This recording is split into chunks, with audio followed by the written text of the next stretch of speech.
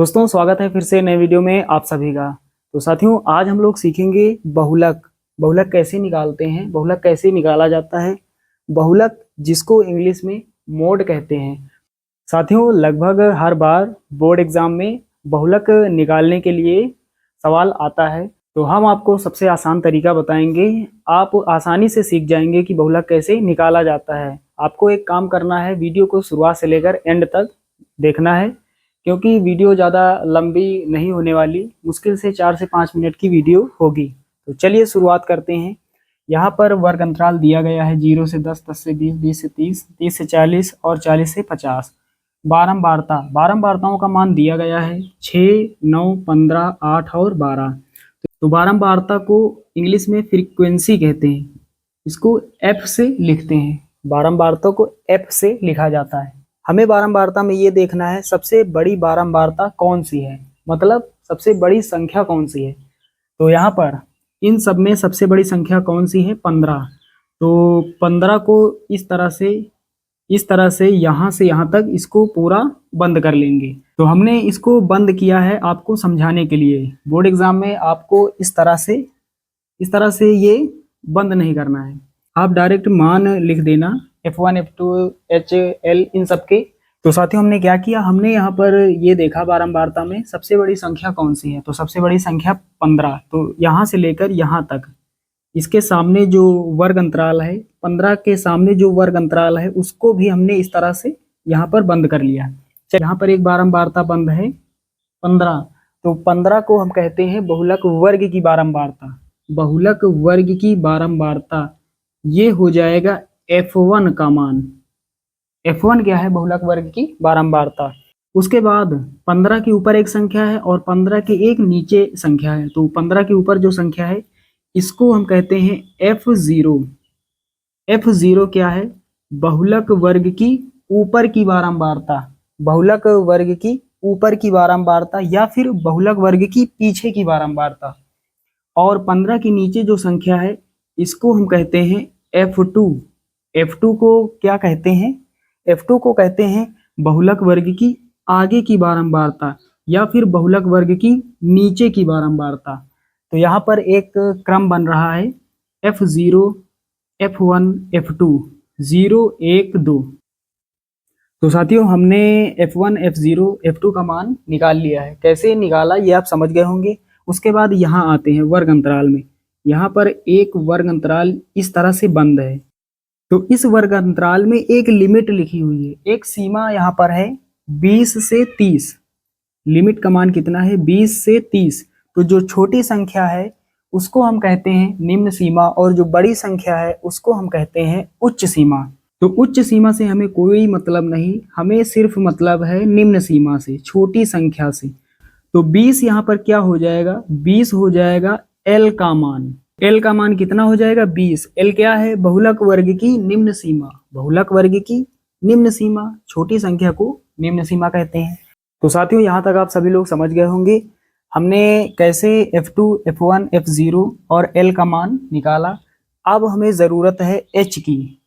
H का मान कहाँ से मिलेगा, तो यहाँ पर एक वर्ग अंतराल ये है, एक ये है, एक ये है, एक ये है और एक ये है। तो किसी भी वर्ग अंतराल में हम उच्च सीमा में निम्न सीमा को घटाएंगे तो H का मान हमें प्राप्त हो जाएगा। तो H को क्या कहते हैं, बहुलक वर्ग की माप।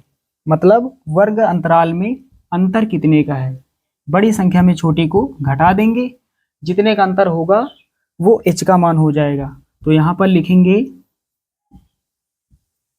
बहुलक वर्ग की माप, जिसको H से लिखते हैं। तो H बराबर क्या हो जाएगा, किसी वर्ग अंतराल में बड़ी संख्या में छोटी को घटा देते हैं। चलिए उच्च सीमा में निम्न सीमा को घटा देते हैं। 50 में 40 घटाएंगे, 50 में 40 कितना होगा, 10। तो H का मान कितना हो जाएगा, H का मान हो जाएगा 10। चलिए दोस्तों अब सभी मानों को एक स्थान पर लिख लेते हैं। तो चलिए उसके बाद दोस्तों अब क्या करेंगे, अब हमें फार्मूला लगा देना है। सूत्र क्या होता है बहुलक का, यहाँ पर लिखेंगे बहुलक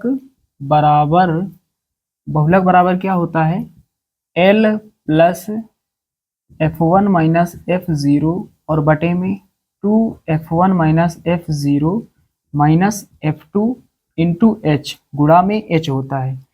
यहाँ पर सभी मान रख देंगे।